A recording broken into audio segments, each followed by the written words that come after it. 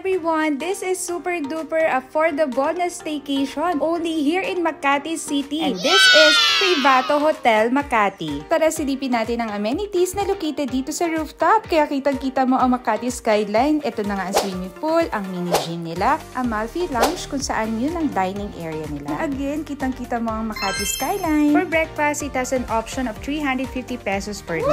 Yes, you have an option kung gusto mo room only or with breakfast. They also have free parking. Let's go, let's check the room. We got executive twin room for only 1,600 pesos. Gumamit ka na rin ng Klook promo code Rodian Klook para maraming savings. Ang laki ng room na to, 22 square meter, including the bathroom with complete toiletries. May bidet pa. Meron din bath towels. Ang maganda dito sa bathroom nila, malaki yung shower area at meron din free shower gel. Meron din safety deposit box, may wardrobe cabinet, mini ref at kettle, hot coffee or tea.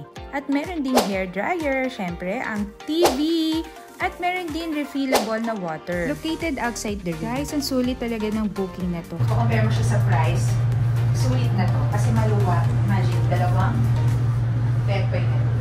Diba? Malaki mo bed, guys, actually, ano mo? Malaki siya. Tapos yan, dalawa. This is Privato Hotel Makati. Thank you for watching.